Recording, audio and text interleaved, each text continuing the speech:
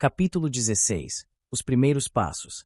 Não é bom proceder sem refletir, e peça quem é precipitado. Provérbios 19:2.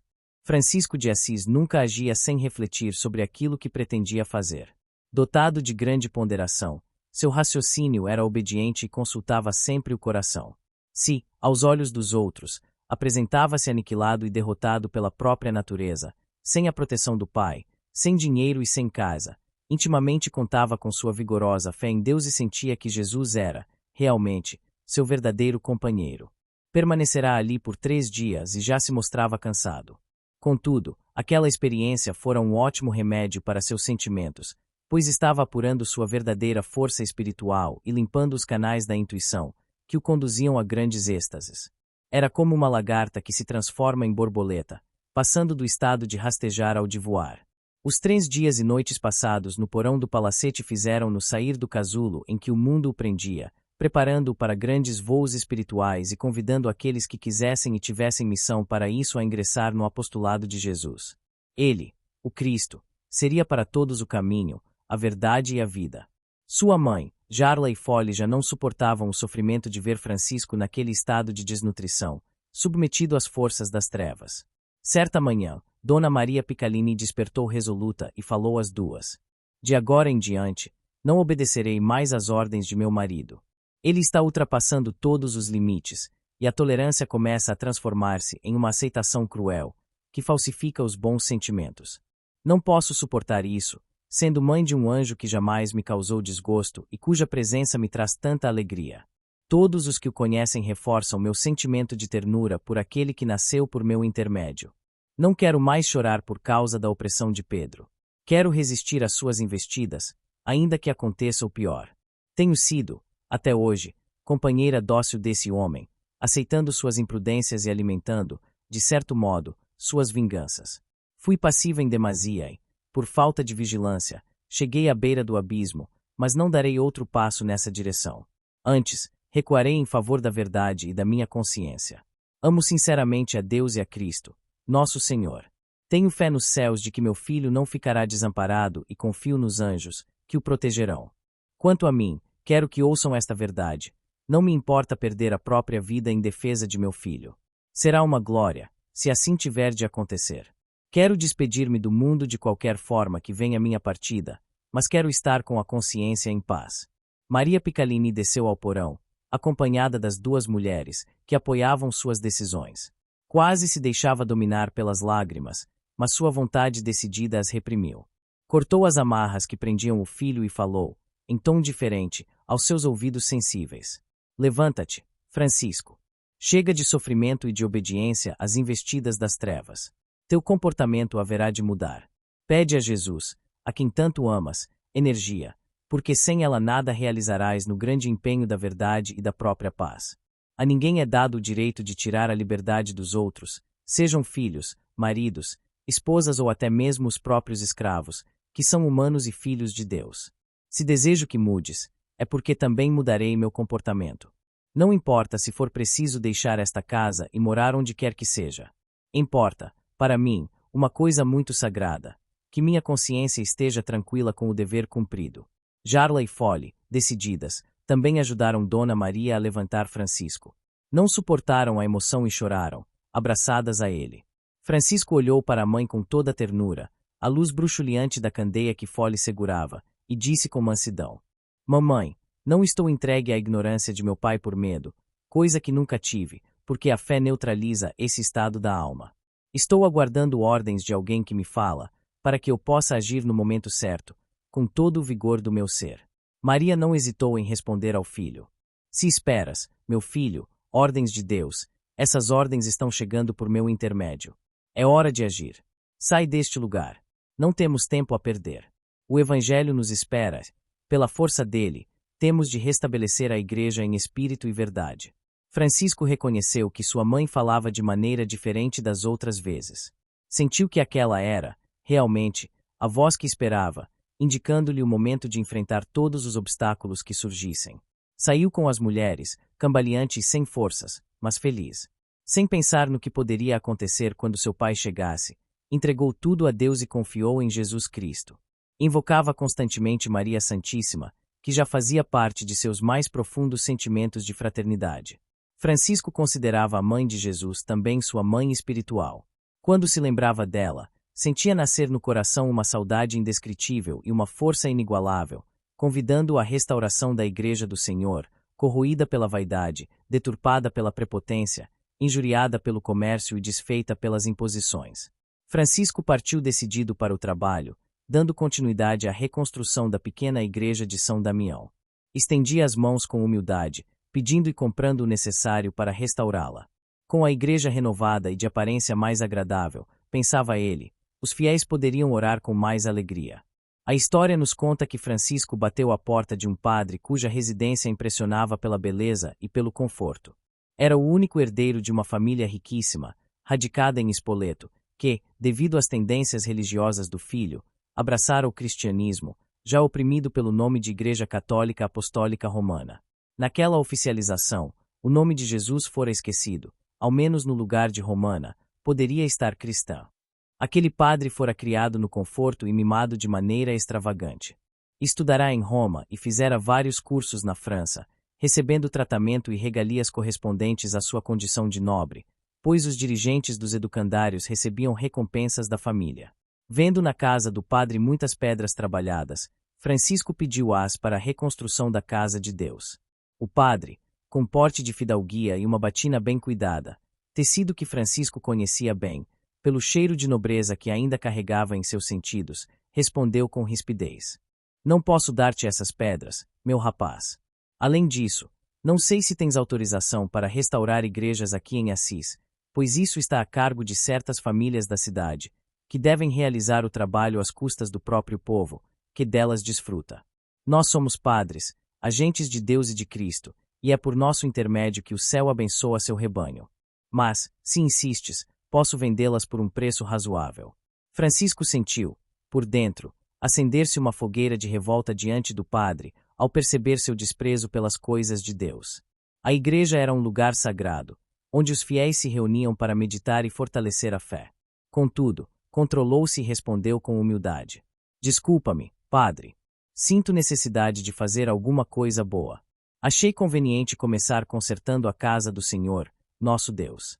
Para isso, iniciei pedindo ajuda e encontrei, na casa do vigário, o que serviria à restauração de nosso templo.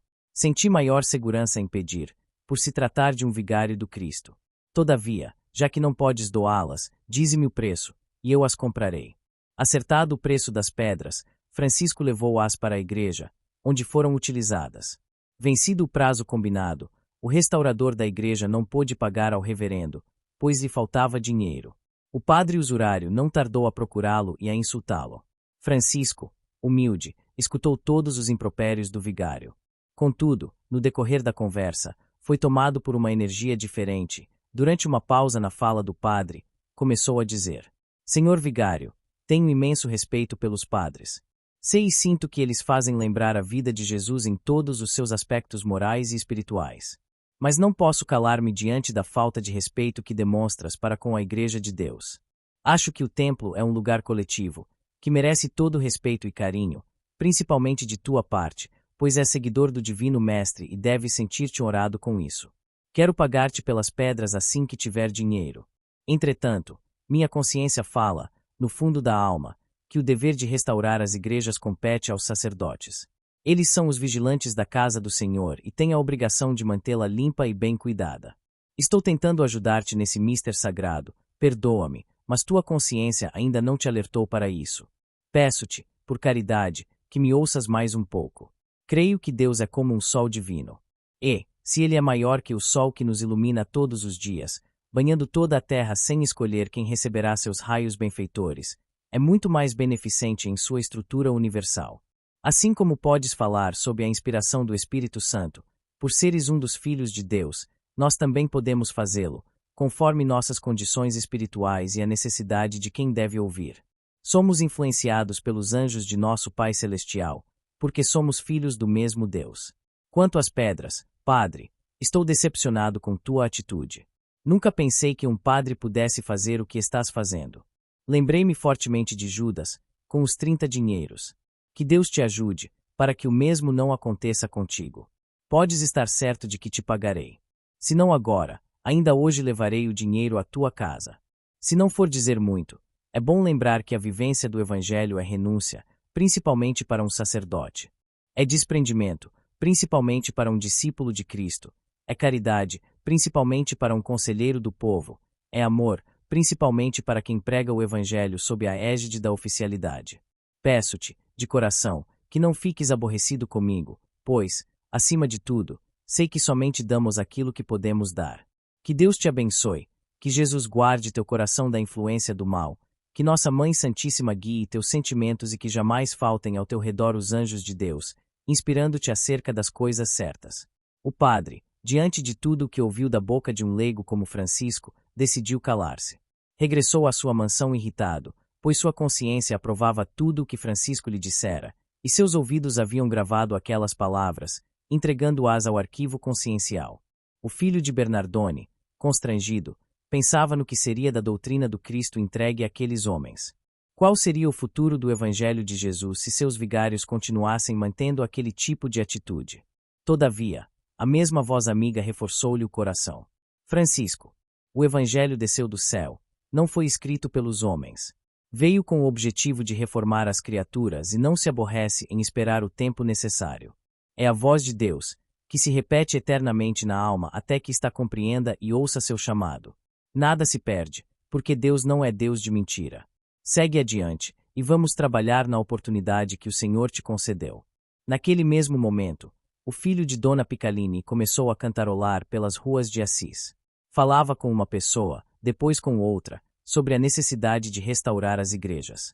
Ao final da tarde, já tinha o dinheiro que devia ao sacerdote. Com muita alegria, procurou o padre em sua residência e bateu à porta. O vigário abriu-a com o rosto desfigurado e disse: Já vens tu novamente. Que queres desta vez? Francisco respondeu com ponderação e alegria: Vim pagar o que te devo, senhor. O padre estendeu a mão usurária e recebeu o dinheiro correspondente à dívida. Francisco despediu-se novamente com dor no coração, não pelo dinheiro, mas pelo procedimento de um pastor de almas. Ainda assim, perdoou e abençoou o vigário.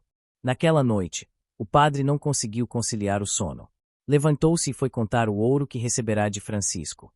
Quando tocou nas moedas, suas mãos começaram a esquentar. O calor aumentou gradualmente. Em instantes, elas pareciam pegar fogo, como se estivessem envolvidas em chamas. Jogou as moedas no chão e percebeu que todas reluziam como brasas. Olhou para as mãos e viu o mesmo espetáculo. Começou a gritar, e os criados acudiram. Contudo, nada viam nem sentiam, e as orações não resolviam o problema. O padre deitou-se em sua luxuosa cama, pegou o crucifixo, colocou-o sobre o peito e fechou os olhos, repetindo o Pai Nosso. Sua visão, sem que ele quisesse, buscou Francisco, o mesmo rapaz humilde que comprará suas pedras para consertar a igreja de Assis. Sentiu-se envergonhado. Lembrou-se de sua missão diante da igreja e do juramento que fizera com a mão sobre o Evangelho, colocando mentalmente o Cristo no coração. Mandou os criados saírem do quarto, ajoelhou-se no chão e afastou o grosso tapete que lhe servia de conforto. De mãos postas, como uma criança aprendendo a orar, falou ansiosamente com Deus. Senhor, desde que recebi a incumbência de pastorear almas e orientar consciências, e desde que recebi esta casa para morar, com escravos à minha disposição, vivo ardendo por dentro, sem paz, sem alegria e sem acreditar em mim mesmo, desconfiando de tudo. Reconheço, no íntimo, que não estou certo. Ajuda-me a acertar, a descobrir teu caminho e tua verdade, senão a tua vida. Lembro-me bem de que teus discípulos entregaram tudo aos pobres para seguir-te.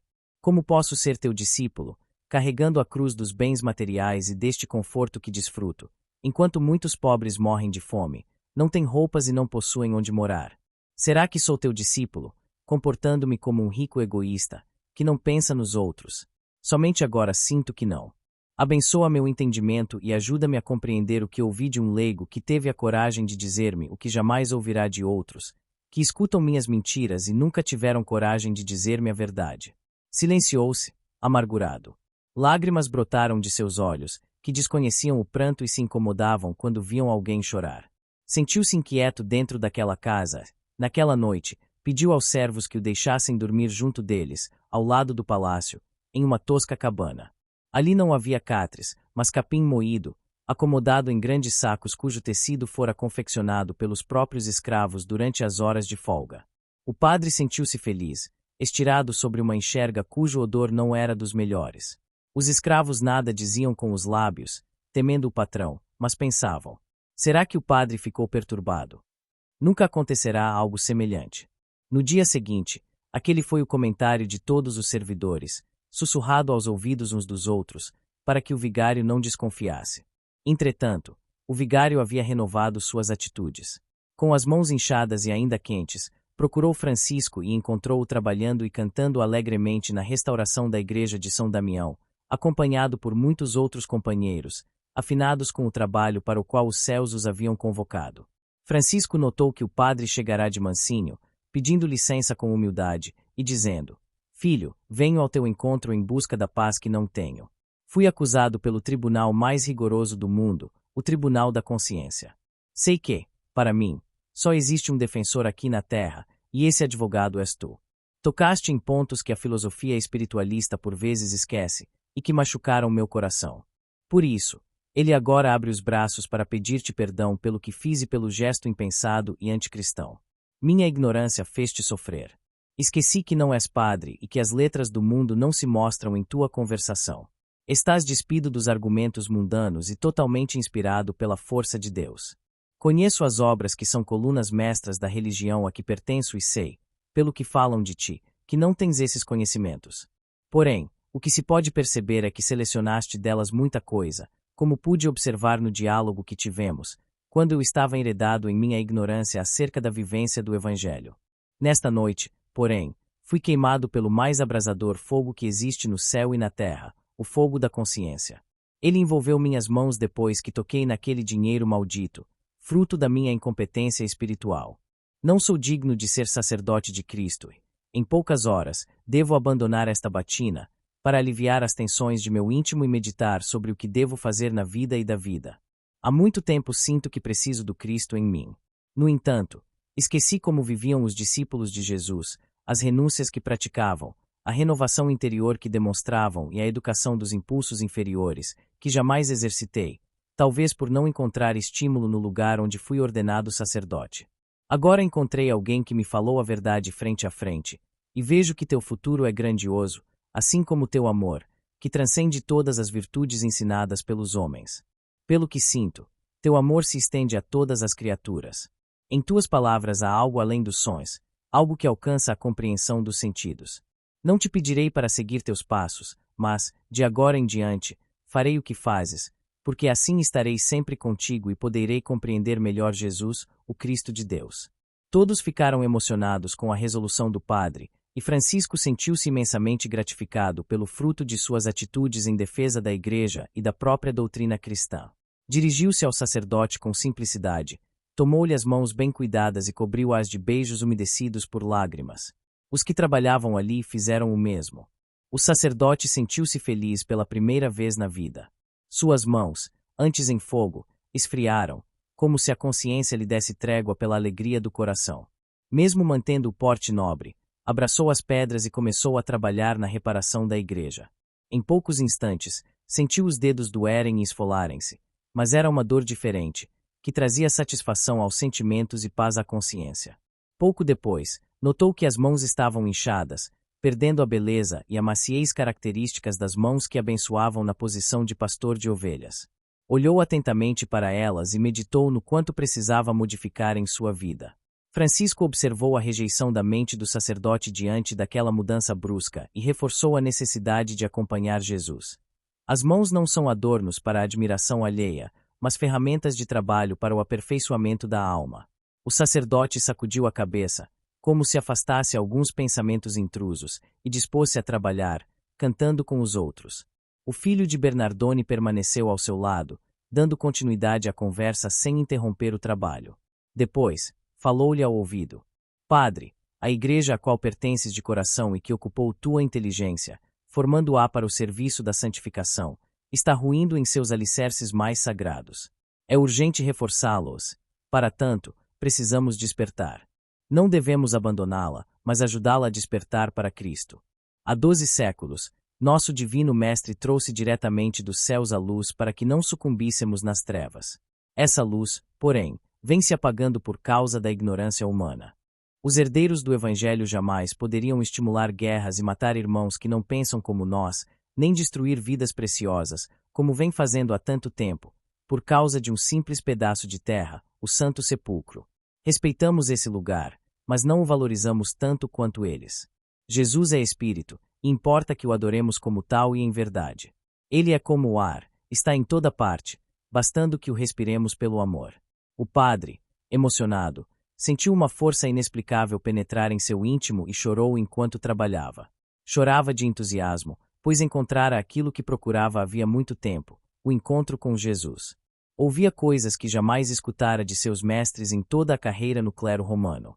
Certificava-se de que a verdadeira sabedoria vem realmente de Deus e de que os homens são apenas instrumentos da verdade, que se consubstancia nas leis naturais da vida. Então, pediu a Francisco algo que jamais pensara em fazer. Quero ser teu discípulo. Francisco levantou os olhos, fitou o sacerdote e falou serenamente. Sê discípulo do Cristo, meu irmão. Vamos trabalhar. A casa do sacerdote, daquele dia em diante, passou a acolher os desabrigados. Ali formou-se uma comunidade de amparo aos sofredores de toda a ordem. Seu sítio em Rivotorto foi transformado em acampamento para os primeiros discípulos de Francisco de Assis. Ali se reuniram, na maior simplicidade, companheiros dedicados e decididos a acompanhá-lo em seu ideal de pobreza e renúncia, no início de uma transformação social que recordava, com amor e cuidado, os primeiros tempos do cristianismo. Já se pensava em muitas regras para a comunidade, e crescia cada vez mais o interesse das pessoas pelo Evangelho redivivo. Francisco não aceitava doações de qualquer espécie para a comunidade. Todos os que ingressassem nela deveriam desprender-se dos bens materiais em favor dos sofredores e das instituições que amparassem a coletividade. A filosofia maior entre eles era trabalhar honestamente, sem a ferrugem da ganância, mas por amor ao labor. Em pouco tempo, destacaram-se os principais seguidores de Francisco, identificados como freis, para distingui-los como companheiros de nosso personagem. Frei Leão, Frei Filipe, Frei Cândava, Frei Arlindo, Frei Bernardo, Frei Pedro, Frei Rufino, Frei Silvestre, Frei Ângelo, Frei Quirino, Frei Tancredo, Frei José, Frei Luís, Frei Diogo, Frei Egídio, Frei Morico, Frei Sabatino. João de Capela também fazia parte do grupo, embora não figurasse na lista como frei, por ter desistido, logo nos primeiros meses, da difícil missão da renúncia. Com o tempo e as bênçãos de Deus, como o próprio Francisco dizia, seus seguidores multiplicaram-se por todo o mundo. Foram mais de 200.000 discípulos de Francisco de Assis, que, por onde passavam, deixavam as sementes do Evangelho, aquelas que traziam o perfume dos primeiros dias do cristianismo de Jesus. Um dos que se destacaram com grande expressão em todo o mundo, e que hoje é venerado por muitos povos, foi Antônio de Pádua, cuja estrela figura como uma das mais brilhantes nos céus das ordens franciscanas. João de Capela não figurava na lista como frei por ter desistido, logo nos primeiros meses, da difícil missão da renúncia. Ele havia se despojado de tudo o que se referia aos bens terrenos. Antes disso, já trabalhará intensamente dentro de si, pois conhecia muito bem o espiritualismo em geral. Admirava a vida de Sócrates e Platão, conhecia a vida de Buda, o Iluminado, e a de tantos outros espíritos de escola que haviam contribuído para a ascensão da humanidade. Todavia, quando chegou o momento da renúncia ao ponto primordial da ordem, a castidade, não suportou a luta. Os conflitos íntimos o derrubaram. Então, João de Capela procurou seu pai espiritual e teve com ele o seguinte diálogo. Querido irmão Francisco, tenho por ti grande admiração e respeito. Tua presença me confunde e me faz pensar sobre a religião, Deus e Cristo. Teu modo de vida inflama meu coração de virtudes e me dá forças para trabalhar dentro de mim. De vez em quando, caio em êxtase durante minhas orações. Mas quero, irmão Francisco, falar-te a verdade, não consigo esquecer o sexo. Esse monstro dentro de mim apaga todas as minhas virtudes, se é que realmente as possuo. Há poucos dias, encontrei uma companheira que sempre me fascinou e não suportei a atração que ela exerce sobre mim. Fico fora de mim, mesmo sob a influência do amor físico. Como minha consciência não admite que eu minta, posso dizer-te que, para mim, o sexo é a melhor coisa que Deus fez no mundo, como forma de proliferação dos seres humanos, distração e prazer. Para mim, É uma força poderosa que move todo o mundo. E, se meus sentimentos não me enganam, existe sexo em tudo no mundo, até no êxtase dos homens da religião. Mas o que sinto é esse desejo direto pela mulher, e peço-te perdão por dizer-te a verdade, pois não mereces que eu minta. Vejo em tua pessoa a imagem do próprio Jesus, na busca pela perfeição espiritual. Não sou digno de acompanhar-te, porque não resisto à castidade. Ainda vivo sob a influência animal. Francisco já havia percebido, antes que João falasse, sua inquietação em relação às mulheres, até mesmo as irmãs que frequentavam a comunidade. Sempre orava por ele quando se lembrava de suas fraquezas. Olhou serenamente para João de Capela e disse com benevolência: João, não deixo de amar-te por isso. Continua sendo meu filho espiritual. A vida, movida pela inteligência de Deus, sabe o que fazer e vê, antes de ti, as tuas necessidades. O tempo que gastamos no aperfeiçoamento é incontável para os homens, mas nunca deixamos de ser filhos de Deus por não alcançarmos esta ou aquela virtude. Agradecemos tua franqueza, que muito nos ajuda a manter a prudência em relação às nossas irmãs. Peço-te que te esforces todos os dias, para que o equilíbrio se estabeleça em teu coração, que muito nos cativou e merece todo o nosso carinho e amor. Prossegue nos trabalhos que começaste há muito tempo, na reforma de tua igreja interna, no altar do teu coração. Deus jamais deixa sozinho o aprendiz de boa vontade nos caminhos da experiência. Se teu corpo pede e tua mente não encontra recursos para satisfazê-lo de outra maneira, sê prudente e estuda bem quais caminhos legítimos devem ser tomados, evitando os desastres que ocorrem nesse ambiente, em que se envolvem diversos sentimentos e se trocam energias que desconhecemos. Que Deus te abençoe onde quer que escolhas viver. Vai, meu filho, pois teu trabalho pode ser realizado em outro lugar. Porém, não te esqueças de que, se tudo foi feito por Deus, também temos nossa parte, que devemos conhecer dentro das diretrizes do bom senso. Que Jesus Cristo te guie sempre. João de Capela despediu-se e prometeu voltar quando estivesse em condições morais e espirituais de segui-lo, orientado por todas as renúncias da ordem. Francisco foi a Roma. Sentiu necessidade de encontrar-se com o Papa, para que este lhe desse autorização para movimentar-se no seio da Igreja Católica Apostólica Romana, mesmo sem ser padre, pois pertencia àquela religião pelo coração. Compreendia sua missão dentro da comunidade religiosa, que tinha em Pedro, o apóstolo, seu primeiro papa. Para isso, era necessário que o clero promovesse algumas mudanças, pelo exemplo de alguém na vivência de cada dia. Era consciente e compreendia profundamente o que eram o catolicismo e o cristianismo. Também sabia que deveria trabalhar com humildade, mesmo diante da prepotência, desenvolvendo um campo de renúncia com a finalidade de despertar, no coração do alto clero, o amor pelo próximo e o respeito aos direitos humanos de qualquer natureza. Uma religião não tem o direito de sufocar outra nem de desmoralizar quem pensa de modo contrário ao de sua formação espiritual. Logo entendeu que os ensinamentos de Jesus de Nazaré eram, verdadeiramente, a religião do amor. Isso exigia dele e da comunidade que fundara muita tolerância. Ele era um semeador que viera semear. O Cristo não dissera certa vez aos discípulos que não arrancassem o joio enquanto o trigo não amadurecesse. Era isso que Francisco deveria fazer, deixar que ambos crescessem juntos, pois Deus, no momento certo, arrancaria o joio. Decidiu ir a Roma e partiu com alguns de seus seguidores. Naquela época, o Papa era Inocêncio III, italiano que governou, por 18 anos, 6 meses e 9 dias, os destinos da Igreja Católica Apostólica Romana, de 1198 a 1216. Francisco chegou à Cidade Eterna, anunciando sua necessidade de falar com o Papa. Com muita dificuldade, conseguiu que seu pedido chegasse ao mandatário da Igreja, pois os intermediários criavam barreiras difíceis de transpor entre o Vaticano e os visitantes. Somente havia acesso fácil quando estes eram enviados por nobres, reis ou altos mandatários de outros países. Francisco, acompanhado por um punhado de seguidores maltrapilhos, não tinha chance de conversar com a corte do clero. É conveniente lembrar, nesta hora, o Salmo 69, versículo 11, como profecia cumprida depois de passados 2000 anos. Pus pano de saco por vestes e me tornei objeto de escárnio para eles.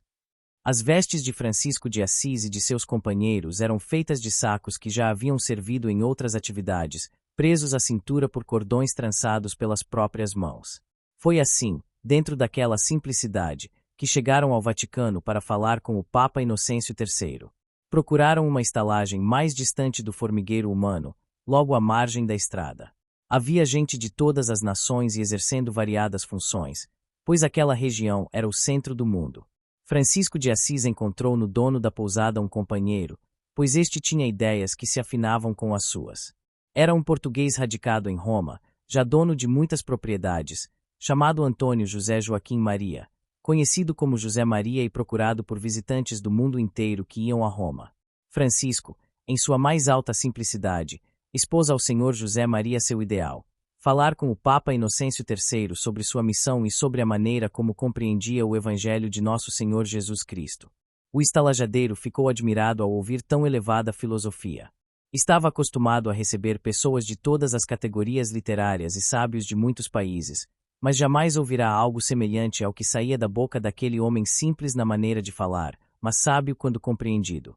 Embevecido pela conversa de Francisco e de seus companheiros, chegou a desejar fazer parte daquela comunidade e entregar-se a ela de corpo e alma, pois sentia que aquele homem era verdadeiramente de Deus. Francisco não apenas falava das ideias de Jesus, vivia seus preceitos na edificação da própria vida. O português e sua família haviam vindo de Portugal por causa de perseguições políticas. Era muito rico e trouxera grande quantidade de ouro, moeda que valia em qualquer lugar do mundo. O que considerava inconveniente nas regras de Francisco, embora não expusesse seu ponto de vista, era a renúncia aos bens terrenos e à castidade. Para ele, as mulheres eram um presente de Deus aos homens e à terra, e o sexo era um conforto que todos poderiam ter. No restante, estava plenamente de acordo. Achava que o clero deveria passar por uma reforma urgente e que realmente estava em decadência. O Vaticano, falava baixinho ao ouvido de Francisco, está empobrecendo o mundo. É dono de muitas propriedades e domina as consciências. Está se tornando prepotente e orgulhoso, chegando até a fazer guerras e a matar em nome de Deus, perseguindo em nome do Cristo. De vez em quando, levava a mão à boca, com medo. Era estrangeiro e deveria comportar-se bem no país que o acolhera, respeitando as leis, fossem elas quais fossem. O homem de Assis logo percebeu, por sua penetração psicológica, a fragilidade do dono da estalagem, mas não o forçou a nada. Seu caminho era outro. Deveria dominar os impulsos inferiores para combater o anticristo, não por meio de discursos diante de imensas plateias, mas ao longo da vida, no dia a dia, com cada pessoa. O português poderia ser seu amigo em Roma, nada o impedia. Seria mais uma força em favor do Evangelho redivivo. Entretanto, andar com Francisco e ser seu companheiro era para aqueles que renunciassem a tudo, até, se necessário, a própria vida, para que o Cristo vivesse com maior expressão e fosse lembrado com maior interesse. O dono da estalagem trazia pessoas novas todos os dias para conversar com Francisco, e todas saíam admiradas com sua presença e sua fala. Trocavam ideias até a alta madrugada, sempre em torno da vida de Jesus, da missão de Francisco no mundo e de seus objetivos mais profundos. Certa noite, quando já reinava profundo silêncio na cidade eterna e as estrelas brilhavam com mais intensidade, como olhos de Deus, estavam somente os dois homens, Francisco e José Maria. Este último tomou as mãos do filho de Bernardone, beijou-as com ternura e falou, comovido: Meu amigo, na noite passada tive um sonho que não acredito ter sido um sonho, mas uma realidade. Pude observar um cortejo de anjos descendo a estalagem e entrando na casa à sua procura. Alguns deles beijaram tuas mãos, proferindo palavras de conforto e esperança, e cobriram-te com a mais bela roupagem que se pode imaginar. Pareceu-me que o céu desceu à terra à tua procura e até te ofereceu alimentos em forma de luz. Cantaram hinos de louvor a Deus e falaram-me de coisas que não compreendi, mas sei que estão dentro de mim. Quando chegaste aqui, eu era contrário à tua ida ao Vaticano para falar com o Papa, por causa da maneira como te vestes. Eles não te receberiam, pois muitos barões, condes e até reis, por vezes, perdem viagens na tentativa de conseguir uma entrevista com sua santidade. Ele não fala com todos os que o procuram, e tuas vestes denunciam muita pobreza.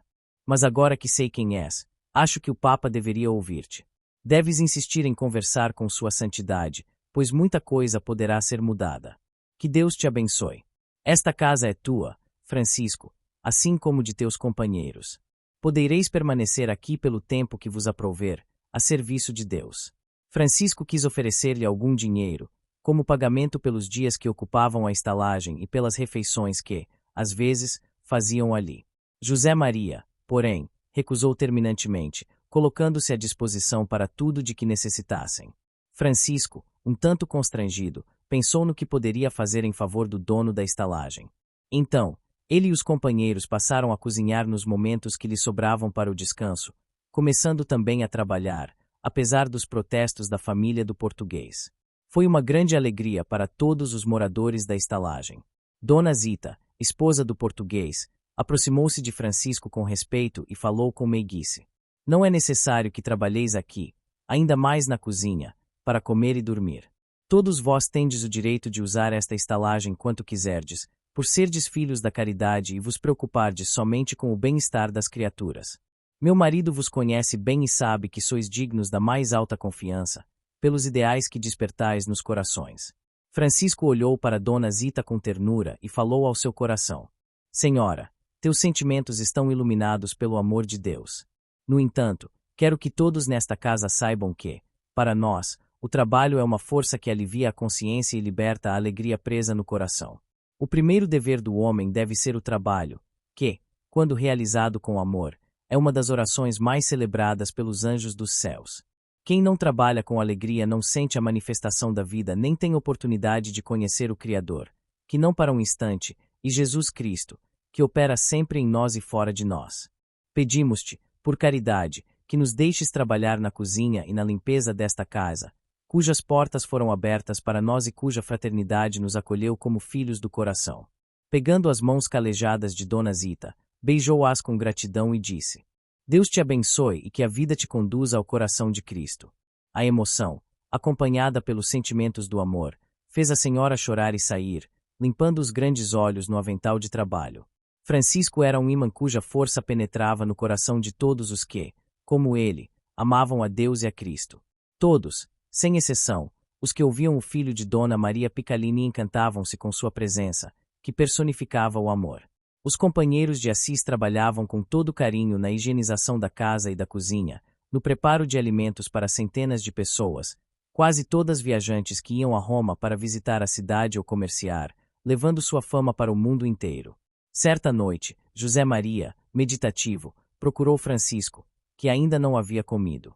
O jovem cuidava de seus companheiros, querendo saber se tudo estava bem com seus corpos e suas almas.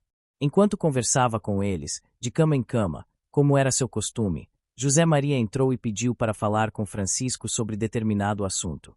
Estimado senhor, perdoa-me o atrevimento. Se for da graça de Deus, quero falar-te de algo que, de vez em quando, faz meu coração descompassar. Comovido, tinha dificuldade para falar. Nesse intervalo, Francisco respondeu com interesse. Fala, meu irmão, fala. Para nós é um prazer ouvir-te. Queremos conhecer tudo o que teu coração deseja contar-nos. Se estiver ao nosso alcance, poderemos ajudar-te ou pedir auxílio a Jesus, o que é mais indicado em todos os casos. José Maria sentou-se num tosco banco ao lado de Francisco e, com a voz carregada de sofrimento, narrou. Francisco, tenho uma filha a quem amo muito. A princípio, ela foi desprezada por minha esposa, não sei bem por qual motivo. Só sei que ela é a própria vida e que, há 3 anos, começou a apresentar escamas por todo o corpo. Essas escamas caem com o tempo, deixando em seu lugar ferimentos cujas secreções são intoleráveis, e ninguém suporta o mau odor. Os outros irmãos também a desprezaram, e ela vive agora nos fundos da casa, em um cômodo que preparamos para ela. Não se levanta da cama e tem apenas uma criada para cuidar dela dia e noite. Eu durmo lá com minha filha, e faço isso por amor. Não me esqueço dessa criatura por um só minuto. É uma moça linda, de 22 anos, que tinha muitas esperanças na vida. Peço-te, pelo amor que tens a teus pais ou a alguém a quem muito ames, que a visites. Algo dentro de mim leva-me a pedir-te que a abençoes, se possível, leves a ela uma palavra consoladora. Quem sabe poderás devolver alegria e esperança ao seu coração sofredor. Não conseguiu continuar falando, vencido pela emoção e pela dor de imaginá-la naquele estado. Francisco, condoído ao ver o estalajadeiro tão deprimido e sofrendo pela filha enferma, começou, no silêncio da alma, a pedir a Deus pela saúde da moça. O português prosseguiu, com certo cansaço. Já procuramos todos os meios de tratamento, mas todos os recursos falharam. Não sei mais o que fazer. Tenho dinheiro e posso gastá-lo para curá-la, mas com quem e onde? As portas, Francisco, estão todas fechadas. É uma doença incurável para os homens. Só Deus. Só Deus. E o lenço voltou a umedecer-se com suas lágrimas. Francisco esperou que José Maria chorasse tudo o que seu coração precisava e falou com a brandura que lhe era peculiar. Meu irmão, é bom confiar mais em Deus, sem esquecer Jesus, que curava todos os tipos de leprosos com um toque de suas mãos divinas. Ele pode estar presente onde quer que dois ou mais se reúnam em seu nome. Deus não é Deus de medidas. O amor é imensurável e atende a todos os seus filhos. O próprio Jesus nos deixou esta esperança quando disse: Pedi e obtereis, buscai e achareis, batei, e abrir-se-vos-á. A fé é a chave que abre todas as portas para o milagre da vida e das criaturas. Vamos confiar, esperar e trabalhar com os recursos que o Senhor nos deu e que o Evangelho chama de talentos em nossos corações. Se for de teu agrado, quero vê-la agora. Para nós e para o serviço de Deus, não existem horários. Tudo desaparece, assim como todos os obstáculos, para que somente vigore sua soberana vontade. José Maria, confiante na força daquele homem simples, mas grande em Cristo, segurou-lhe as mãos e saiu guiando-o pelo grande quintal, à luz das estrelas, repetindo: Graças a Deus! Graças a Deus! Bateu levemente a porta, e a criada, que permanecerá de guarda, abriu-a imediatamente. Francisco viu o rosto chagado da jovem à luz bruxuleante da candeia. Percorreu com os olhos o corpo dela e comoveu-se até as fibras mais íntimas da alma, pois seu sofrimento ultrapassava a linguagem de quem tentasse descrevê-lo. Seus olhos vivos nadavam em lágrimas, numa expressão divina que pedia socorro. O coração, palpitando, já esperava aquele homem santo de quem seu pai lhe falará. A criada quis sair do quarto, com medo de atrapalhar a visita esperada de Francisco, mas ele não permitiu. Tomou as mãos calejadas de Afrânia e falou com bondade: Fica, minha filha. Precisamos de teu apoio espiritual e de tua presença, que muito nos agrada. Beijou demoradamente as mãos da criada. A velha, que jamais receberá na vida semelhante atenção, sentou-se no catre onde seu patrão dormia e nada respondeu. Chorava como uma criança, como alguém que nada sabia dizer, mas sentia o amor daquele homem penetrar em seu coração. A moça nada falou. O pai fechou a porta e, sentindo o ambiente de paz espiritual, ajoelhou-se à beira da cama da filha. Francisco fez o mesmo. Naquele instante de emoção e preces, de fé e confiança em Deus, Francisco ouviu, pela primeira vez, algo diferente na voz que conhecia tão bem. Francisco. Francisco. Ele respondeu mentalmente. Aqui estou, meu senhor. Que queres que eu faça? Começa hoje, agora, tua missão de erguer a minha igreja, fazendo lembrar o que fiz. Deves falar das belezas dos céus e do tesouro espiritual que constitui o Evangelho, a boa nova para os homens. Insiste no bem até o fim de tua vida, sem esmorecer. Essas são as sementes da vida na vida de Deus. O que vais fazer agora é fruto do que vives, pois as curas são, aos olhos dos homens, as melhores testemunhas de que estás comigo. Eles pedem prodígios para despertar para o milagre das transformações. O curso de tua vida vai mudar, e aqueles que se assentam em tronos de ouro te ouvirão. Porque, na verdade, digo-te que usarei tuas mãos e tua língua para relembrar meu evangelho, que por ora está escondido. O ambiente encheu-se de luz. Claridades cambiantes iluminaram todo o quarto da filha de José Maria. Duas mãos invisíveis tocaram Francisco, fazendo-o sentir o calor divino em seu corpo humano. Afrânia perdeu parcialmente os sentidos, e de sua boca, de seu nariz e de seus ouvidos escorria uma espécie de gás esbranquiçado, mas de natureza viva. Impulsionado pela inteligência que lhe falava, Francisco levantou-se e tocou o corpo da filha do estalajadeiro. Ela foi coberta por fluidos imponderáveis e ativos, que percorreram todo o seu ser, restabelecendo, como por encanto, os tecidos da epiderme. Filetes de luz verde clara penetraram em sua corrente sanguínea, expulsando e destruindo determinados agentes da desarmonia orgânica. Outros interpenetraram seu cérebro, localizaram-se no centro da vida e vibraram intensamente em seus centros energéticos. Dali, deslizaram para todas as glândulas secretoras, reagindo sobre o baço e o fígado. Depois, desceram, como um fenômeno incompreendido pelos homens, em forma de secreção, até os intestinos. Os canais dos meridianos foram desobstruídos pelos fluidos benfeitores, que drenaram o imprestável pelos pés da criatura sofredora. Francisco parecia mudar de cor, como se assumisse a função de fios elétricos recebendo uma alta carga de eletricidade divina e despejando-a em forma de saúde e bem-estar em favor daquela moça, filha de Deus, sob a proteção física de José Maria. A moça gemia e suava, em forte delírio. Aos olhos espirituais, o corpo de Francisco estava iluminado.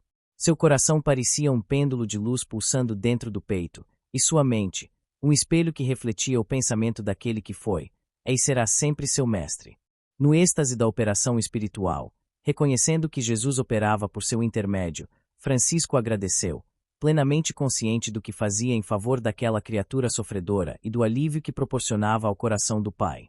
Senhor, agradeço-te por tudo o que fizeste em benefício desta família, que considero também minha. Não mereço teu convívio em minhas andanças. Peço-te, em favor dos sofredores, à luz do entendimento, que sejam curados dos males da carne, mas não se esqueçam do tratamento espiritual. Que exercitem todos os dias a conduta reta, estimulem a renúncia às coisas supérfluas, desativem os instintos inferiores, corrijam os desatinos referentes aos impulsos da carne e aprimorem os sentimentos de perdão e caridade. Pedimos-te, Senhor, que não nos deixes cair em novas tentações relacionadas à usura, à mentira e ao ódio, e que cresça em nós o ambiente de amor, que jamais se esquece do trabalho honesto. Pedimos-te, meu Senhor, em nome de Jesus, o Cristo da vida, que corrijas nossos gestos impensados, para que não firamos os outros e para que nossa vida tenha uma sequência correspondente à vida dos santos, mostrando a presença dos grandes sábios junto de nós. Confirmamos que esta nossa irmã está curada de seus males físicos, mas nossa preocupação é com sua alma. Que ela também seja curada pelo despertar para a verdade. Que seja, de agora em diante, uma luz nascida do amor, que nunca pede e tudo suporta, que nunca exige e tudo dá, que nunca odeia, mas sempre abençoa. Quanto a mim, este teu filho e devedor comum da humanidade, ajuda-me a auxiliá-la e a cumprir a tua vontade, não a minha, porque sabes melhor do que eu aquilo de que mais preciso, como servo fiel do teu mandato. Lembro-me, neste momento, de Maria Santíssima, nossa mãe e mãe de todas as criaturas. Que ela interceda por nós no reino em que habita e guie esta casa na pauta dos deveres que se propôs a seguir, alimentando a fé e cuidando do próximo como se ele fosse continuação dos próprios familiares. Que Deus, em sua glória e majestade, abençoe a todos nós. A moça já dormia profundamente, algo que não conseguia fazer havia dias. O ambiente estava sereno. O português chorava baixinho, e os sentimentos da velha não eram diferentes. Francisco pediu que todos saíssem do quarto e deixassem a moça sozinha, pois ela se encontrava em condições de rápida recuperação. Um leve perfume inundou a atmosfera do aposento e acompanhou os presentes, espalhando-se por toda a casa. A alegria era indescritível. A esperança dos três personagens era encontrá-la bem no dia seguinte. Francisco não estava enganado, sabia da cura instantânea da moça, porque ouvirá aquele que jamais dizia mentiras. Na manhã seguinte, a jovem acordou cedo e chamou a criada, alegremente. Afrânia! Afrânia! Vem cá! Chama também meu pai! Chama meu pai! Afrânia, estou curada! Que bom, meu Deus, estou curada! Sinto-me perfeitamente bem. Graças a Deus. Tive um sonho, Afrânia. A criada chegou depressa, ouviu o relato da senhorinha Adália e ficou atonita, dizendo no íntimo: aquele homem é um santo. O senhor Francisco é um santo. Correu para chamar o patrão. Este chegou apressado, abraçou a filha, chorando e dizendo: graças a Deus. Ele nos ouviu. Ouviu nossas orações. Depois, falou em voz alta: esse homem é um santo. Mandei procurar Francisco, para que ele veja o que foi feito por suas mãos. Beijou as mãos da filha, que ainda estava fraca, mas completamente limpa das chagas que antes cobriam seu corpo. Ela pediu comida. Toda a família se movimentou, celebrando a recuperação instantânea de Adália. Procuraram Francisco e seus companheiros, mas não os encontraram. Todos haviam partido de madrugada, deixando apenas um bilhete escrito por Frei Leão. Estimados amigos José Maria e família, agradecemos por tudo o que fizestes por nós. Nossa gratidão é tão grande que somente Deus poderá recompensar-vos. Rogamos suas bênçãos para toda a família e para a irmã que estava enferma, pedindo de coração a Jesus que a acompanhe sempre em suas lutas. Desejamos a todos muita paz e bastante trabalho em favor dos pobres, dos famintos e dos nus. Fomos obrigados a partir sem as devidas despedidas, às quais o coração não se conformou. Pedimos desculpas por essa falta. Somos sempre vossos devedores, mas o dever nos chama para serviços urgentes no campo de nossa religião. Orai por nós, pois vossos sentimentos de fraternidade muito poderão ajudar-nos, já que conheceis bem nossos ideais. Algum dia poderemos encontrar-nos novamente, se Deus quiser. Um abraço fraternal. Adeus. Do servo que muito vos estima. Francisco. O dono da estalagem ficou inquieto por não ter encontrado Francisco e seus companheiros. Dona Zita, sua filha e Afrânia também sentiram a ausência. Mas o que fazer? Ele precisava atender, antes de tudo, a Deus e a Jesus. Francisco procurou outro lugar para se hospedar, a fim de evitar agradecimentos constantes. Em seguida, enviou pelos meios competentes um recado ao Papa Inocêncio III, informando que precisava falar-lhe com urgência sobre assuntos de grande interesse para a comunidade católica. Esperou muitas horas no Vaticano. Quando finalmente foi recebido por alguém que servia de intermediário do prelado, essa pessoa levou aos ouvidos de Sua Santidade a informação de que se tratava de um grupo de mendigos, dotados de boa conversa, mas que talvez estivessem apenas procurando tomar seu precioso tempo. O Papa meditou por alguns instantes sobre o assunto e disse, com parcimônia: diga-lhes que voltem outro dia. Pensou novamente e concluiu: se for realmente algo interessante e útil para a igreja, voltarão quantas vezes forem necessárias. Se estiverem apenas brincando com assuntos divinos, desistirão. O assistente papal retornou depressa, desejando livrar-se daqueles homens mal vestidos dentro do Vaticano, e transmitiu-lhes o recado de Sua Santidade. Francisco e seus companheiros agradeceram gentilmente e seguiram pelas ruas movimentadas de Roma. Contemplaram os jardins, admiraram as flores em profusão, brincaram com algumas crianças que passavam e aproximaram-se dos pombos que cobriam o chão por onde caminhavam. Sentiam a natureza palpitando de vida em todas as coisas. Percebiam que não existem barreiras nas obras de Deus e que o amor facilita tudo para quem sente e ama em todas as direções. Francisco disse, alegremente: Frei Leão, onde estás? Estou aqui, Senhor. Então escreve o que vou dizer. E passou a falar. Benditas sejam as dificuldades que nos agridem e nos fazem pensar. Benditas sejam as horas que gastamos em função do bem eterno. Bendito seja quem nos maltrata à primeira vista e nos ajuda a melhorar. Bendito seja quem não nos conhece e não acredita em nós. Bendito seja quem nos compara com vagabundos e indolentes. Bendito seja quem nos expulsa como párias ou fanáticos. Bendita seja a mão que nos nega cumprimento. Bendito seja quem deseja esquecer-nos, impaciente. Bendito seja quem nos nega o pão de cada dia. Bendito seja quem nos ataca por ignorância e covardia. Bendito seja quem nos experimenta no correr do tempo. Bendito seja quem nos faz chorar pelos caminhos. Bendito seja quem não nos agrada no momento. Bendito seja quem exige de nós a perfeição. Benditos sejam aqueles que maltratam nosso coração, pois, verdadeiramente, são estes, meus filhos, nossos vigilantes e aqueles que nos ajudam a seguir o Cristo com maior segurança. Por meio deles, Deus nos auxilia na autoeducação, mantendo abertas todas as portas para o amor universal. Francisco e seus companheiros continuaram caminhando em direção à estalagem, para descansar. Ao chegarem, conheceram o proprietário, um italiano que, à primeira vista, os rejeitou, cuspindo ao lado por causa da simplicidade dos viajantes.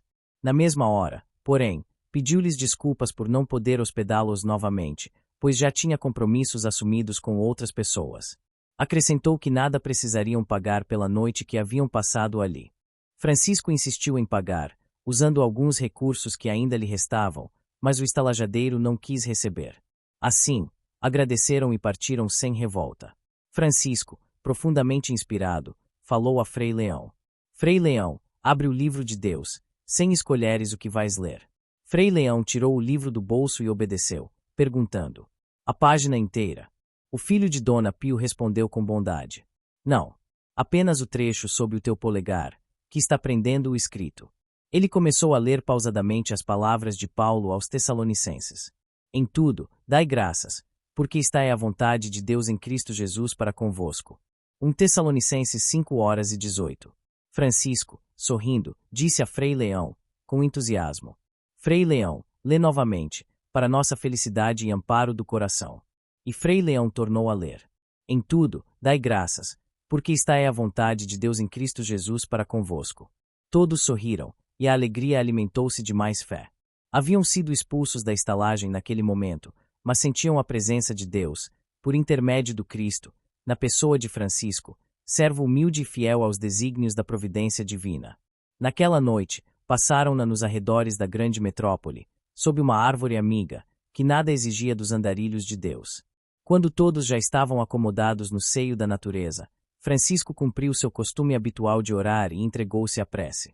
Depois de alguns instantes, perceber-se-ia um brilho fosforescente em torno de seu corpo, enquanto sua inteligência e seu coração se enriqueciam. Uma aura policromática contornava-lhe o corpo, revelando, pela beleza do desenho, sua sintonia com o amor. Antes de recostar a cabeça na saliência de uma grossa raiz, passou em revista seus companheiros inseparáveis, cobrindo-os adequadamente e acomodando-os para um bom sono, a fim de recuperarem as energias gastas durante o dia. Na posse da verdade de quem ama, caminhou de cama em cama, à luz da lua, cantando a canção do trabalho que o conduzia passo a passo na semeadura, lembrando o Cristo na cruz. Depois, dormiu, fitando as estrelas. Francisco era obstinado naquilo que sua consciência e seu destino lhe haviam traçado. Retornará várias vezes para falar com o Papa, mas nunca conseguirá. As desculpas eram sempre as mesmas. O Santo Padre estava ocupado, sua agenda estava completa, sua santidade estava cansada de tantos atendimentos. Até que, depois de várias tentativas, Francisco foi dispensado definitivamente. O Papa não poderia recebê-lo. Houve um princípio de revolta entre os companheiros de Francisco, mas ele os acudiu a todos, sem demonstrar desgaste. Suas ideias estavam em completo desacordo com os conceitos da Igreja Católica Apostólica Romana. No entanto, sentia-se na plenitude dos preceitos do Cristo de Deus. Como não conseguia falar com o Papa Inocêncio III, Francisco enviou-lhe alguns tópicos das regras nas quais pretendia basear a vida de todos os franciscanos. Inspirava-se em passagens do Evangelho, para dar maior segurança ao que dizia ao homem de Deus e aos seus cardeais. Rogamos a Deus e a nosso Senhor Jesus Cristo que nos abençoe pelas mãos de vossa santidade. Seríamos muito felizes se Deus nos permitisse dialogar com vossa santidade. Nossa pobre consciência pede, e nosso coração anseia por esse momento. Se nossa condição espiritual não o permite, curvamo-nos diante de vossa vontade, com a humildade que nossa fraca condição pode expressar. Não seria justo insistir mais do que já insistimos, e não pretendemos desgastar vossa iluminada mente com assuntos que talvez considereis desnecessários. Compete-nos partir, confiantes em Deus e pedindo a Jesus que nos guie por caminhos convenientes, favorecendo-nos com as sementes do bem, onde quer que possam frutificar. Sabemos que o tempo de vossa santidade é precioso, na vigilância da Igreja que nosso Senhor Jesus Cristo dirige por vossas mãos. Não podemos mais insistir. No entanto, queremos que vossa iluminada percepção observe que pretendemos fundamentar os princípios de nossa comunidade no Evangelho de nosso Senhor Jesus Cristo, para que ele se evidencie como um tesouro dos céus entregue às criaturas da terra, como herança sagrada para a paz de todos os povos. Respeitamos muito nossa Igreja pelo que ela é e pelo que tem feito em favor da coletividade. Todavia, existem, no seio de nossa amada religião, desvios que um coração em Cristo não pode suportar. O ouro acumulado gera guerras, e as guerras pedem mais ouro. Das guerras e do ouro nasce um filho destruidor dos povos, chamado egoísmo. Deste nascem a prepotência e a perseguição. E onde fica o Cristo nesse ambiente de revolta? Quem tem coragem de pregar o Evangelho em uma atmosfera de tantas contradições? Com toda a humildade, pediríamos a vossa santidade e aos eminentes cardeais que vos assistem que atentasseis para o que desejamos expressar nesta carta. Perdoai-nos se estivermos errados ou falando o que não devemos. Não somos nós, que nada temos para ensinar, principalmente a vossa santidade, que escrevemos os ensinamentos a seguir. Eles são extraídos do Evangelho e servem de base para as regras que pretendemos seguir, letra por letra. Nem jamais comemos pão de graça, à custa de outrem, pelo contrário, em labor e fadiga, de noite e de dia, trabalhávamos, a fim de não sermos pesados a nenhum de vós. 2 Tessalonicenses 3:8. Não porque não tivéssemos esse direito, mas para vos oferecer em nós mesmos exemplo, para nos imitardes. 2 Tessalonicenses 3:9. Porque, quando ainda convosco, vos ordenamos isto, se alguém não quer trabalhar, também não coma. 2 Tessalonicenses 3:10. E Mateus nos ajuda no ponto primordial da questão, assim afirmando: Não vos proveireis de ouro, nem de prata, nem de cobre nos vossos cintos, nem de alforje para o caminho, nem de 2 túnicas, nem de sandálias, nem de bordão, porque digno é o trabalhador do seu alimento. Mateus 10:9-10. E ainda mais assevera o Mestre: conforme registrado por Marcos. Se alguém quer ser o primeiro, seja o último e servo de todos. Marcos 9:35. Essas bases estão fundamentadas no sacrifício de nós mesmos em favor do Evangelho, na renúncia, na humildade sem ostentação, no perdão incondicional, no desprendimento sem vaidade e no amor que jamais deverá exigir. Pedimos perdão se, por negligência nossa, ofendemos vossa santidade. Desculpai nossa pretensão de sermos atendidos. Que Deus e Cristo nos abençoem a todos e que Maria Santíssima cubra a Igreja com seu manto de luz. Amém. O Papa Inocêncio III estava reunido com os cardeais que formavam a corte apostólica romana. Em seus dedos brilhavam anéis caríssimos que, junto de suas vestes riquíssimas, formavam verdadeiro contraste com as roupas dos frades humildes que procuravam o alto clero católico para um diálogo livre e sem interpretações preconcebidas. Francisco iria conversar com o dirigente máximo da Igreja, entregando-se completamente à intuição divina. A carta chegou à mesa sagrada, foi levada à mesa de conferências e lida na reunião por ordem do próprio Papa. O cardeal que a leu era João de São Paulo, homem de reconhecida fé cristã, que já havia sentido o Cristo interior falar-lhe ao coração. Quando começou a leitura, seus sentidos deram sinais de concordância com aquele homem que escrevera o documento.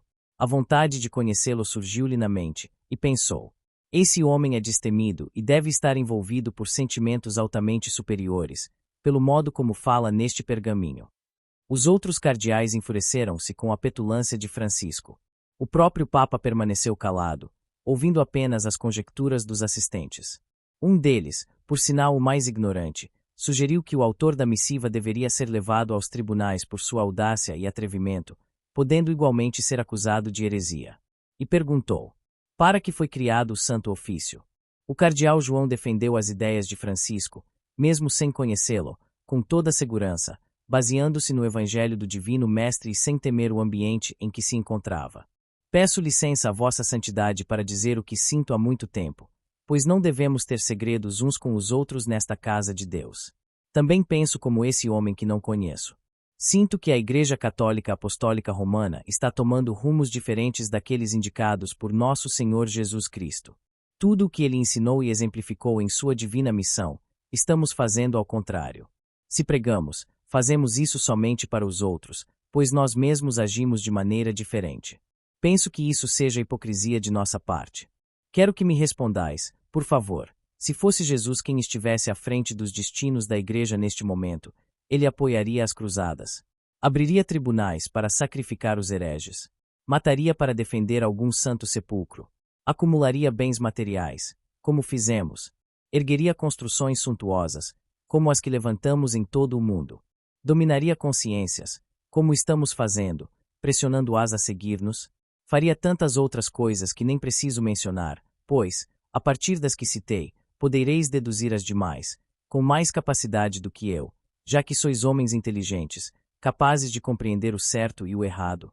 Rogo a vossa santidade que me perdoeis se falei algo contrário às regras da Igreja, mas sinto necessidade de dizer a verdade, para que ela não me perturbe as horas de repouso por meio de minha consciência. Acho que esse homem deve ser ouvido. Se vossa santidade permitisse, desejaria estar ao vosso lado no dia desse encontro. Quase todos se posicionaram contra a opinião do cardeal João e contra a possibilidade de uma entrevista de Inocêncio III com Francisco de Assis. A decisão final coube ao próprio Papa, que também considerou o encontro inconveniente, pois tinha outros assuntos de maior interesse para a Igreja. Um dos cardeais mais radicais redigiu uma resposta a Francisco, informando a decisão de sua santidade, já que o cardeal João de São Paulo se recusará a fazê-lo. Francisco de Assis, que mandara buscar a resposta, leu-a pausadamente, sem mudar de expressão nem demonstrar constrangimento. Reuniu seus discípulos e entregou-lhes a carta do Papa, para que todos compreendessem o que deveriam fazer, partir e trabalhar da maneira que a inspiração dos céus considerasse conveniente. E partiram na manhã seguinte. Fim do capítulo 16.